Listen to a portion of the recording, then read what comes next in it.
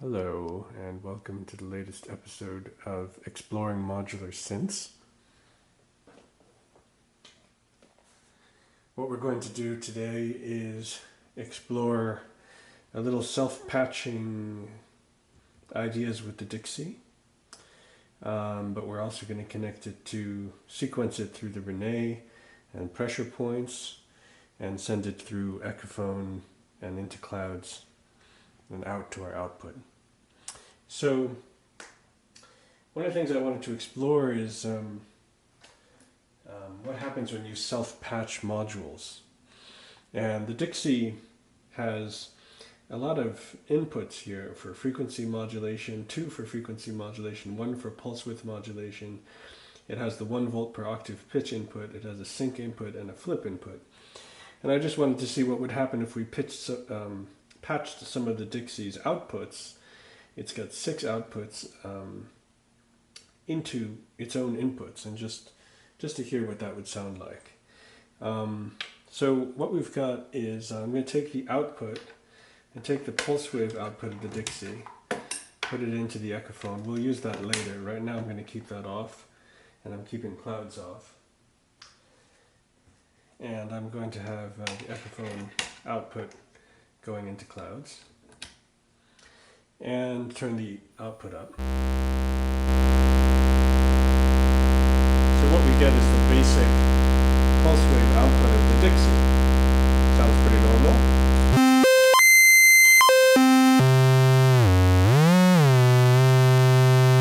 You can change the octaves, change the pulse width manually.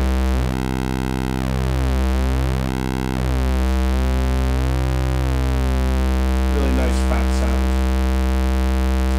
But what happens when we internally patch some of the other outputs into the Dixie? Like take the sine wave output and put it into the frequency modulation 1. Now we've got an attenuating knob here for that frequency modulation. And as we turn that, we hear the pitch changing. We also got an exponential linear switch here. It's also going to change the behavior a little bit.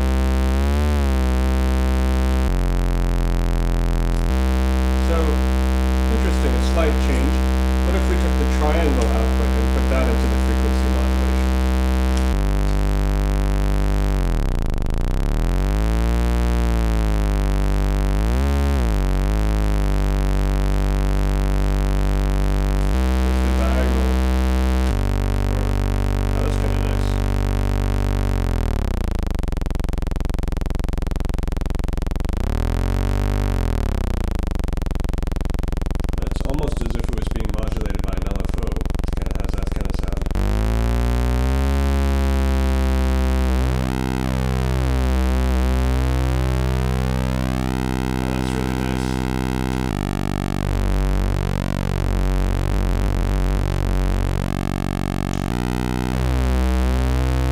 Got some interesting sounds going on. Let's say to take the sawtooth.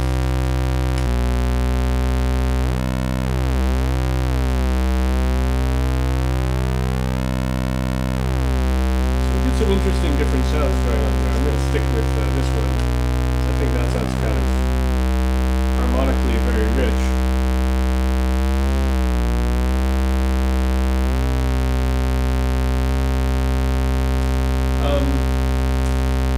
Now what if we took that sub output?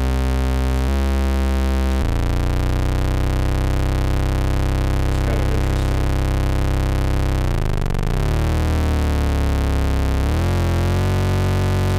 That gives us a really fat sound. Now another interesting thing is we can take that sub output and we could put it into some of the other inputs.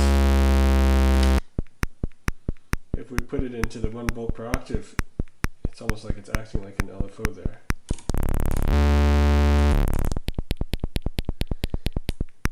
But let's put it into the pulse width modulation.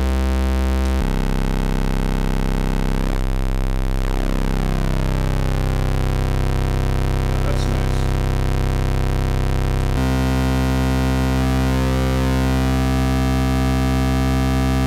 Might help us to hear that if we sequence the Dixie. So I'm going to take Pamela's workout, use that to clock the Renee by taking one of the outputs of Pamela's workout and putting that into the X clock of the Renee. Turn that on. That gets the Renee going. I'm going to take the Renee's Q quantized CV out and put it into the 1 volt per octave pitch input of the Dixie.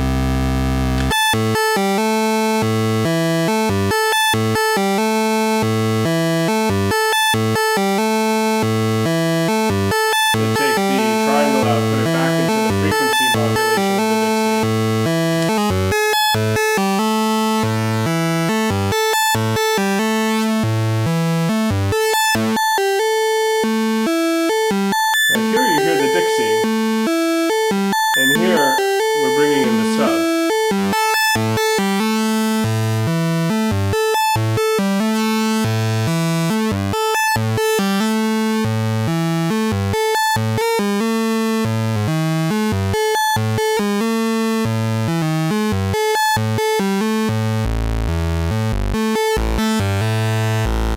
Yeah, that's nice. Sounds better in that lower octave.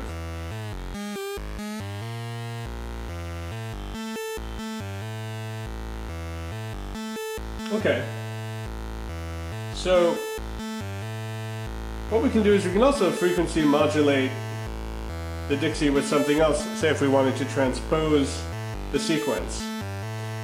So what I'm going to do is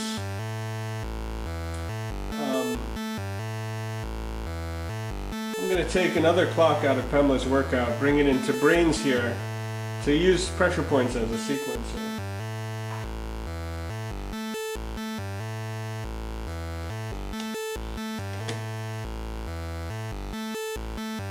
That's a little fast, so I'll use a slower one. So as is slowly, Pamela's workout is slowly advancing pressure points. And I'm going to use the first row of pressure points, these CVs, to modulate the frequency of the Dixie.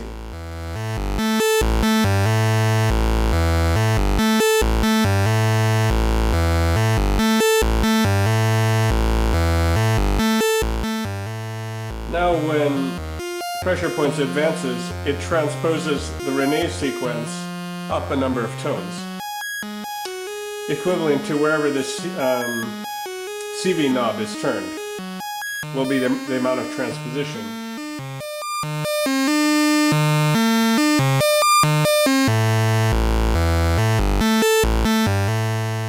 Now, we haven't really explored the sync inputs, sync and flip inputs of the Dixie.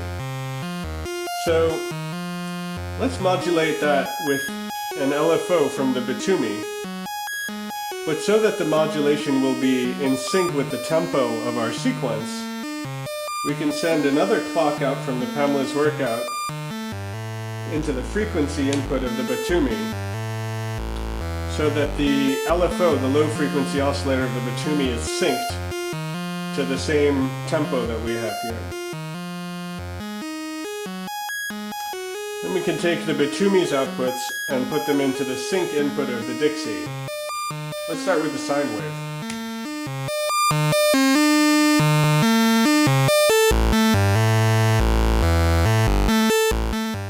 Okay, we're not hearing much there. Let's try the saw wave.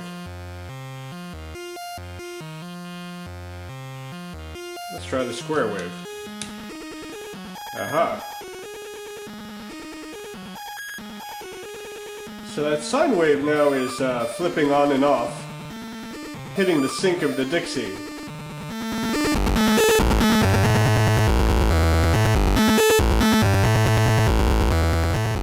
And because the frequency input of the Batumi is coming from Pamela's workout, it's synced in tempo. So this is going to be in tempo, but as we increase or lower the fader, it's going to divide or multiply the tempo information.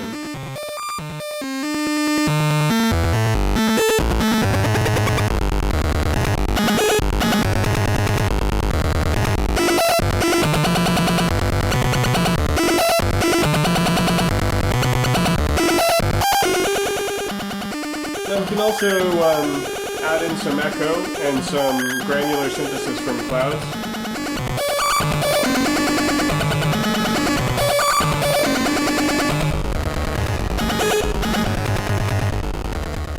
That's adding in some of the echophone.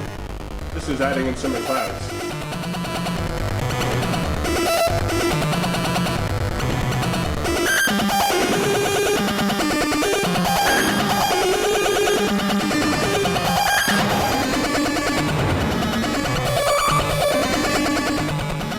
We could also use the other two rows of pressure points to modulate aspects of the echophone, that delay, to make it a little more interesting.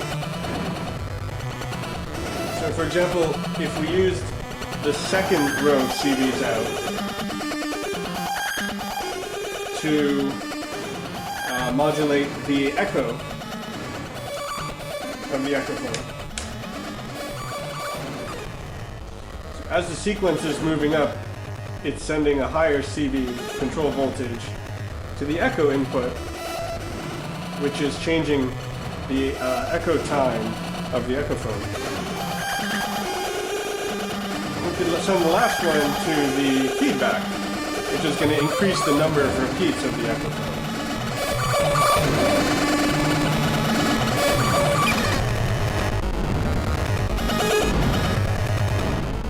So you see when the sequence starts here, it doesn't have much feedback or a long echo time. But as it increases, as it moves along the steps, it increases the feedback and echo time.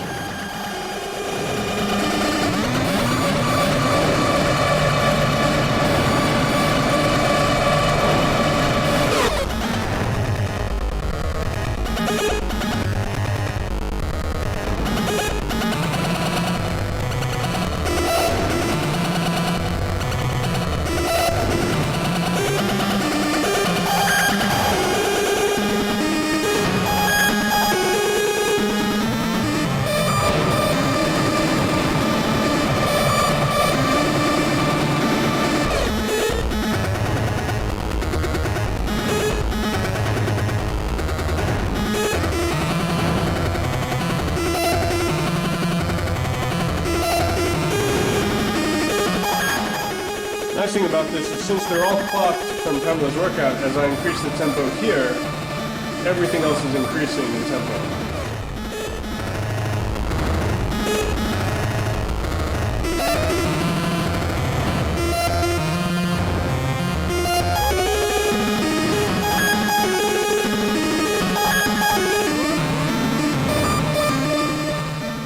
Let's see what happens if we turn the echophone to completely wet, meaning it's only playing out the process signal, not any of the original signal.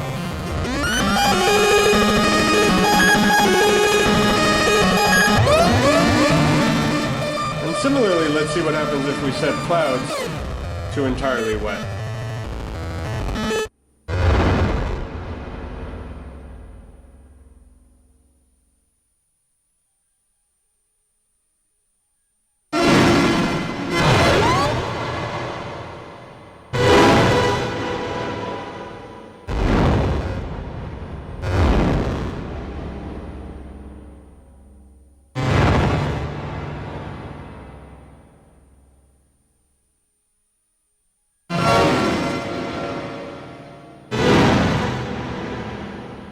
Some cool effects. So I'm going to blend the original signal back in again.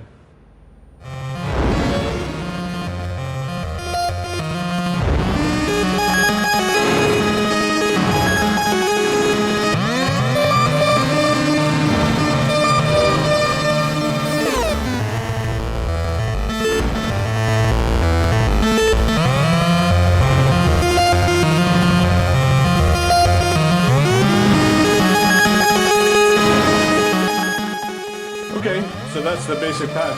Thanks for watching.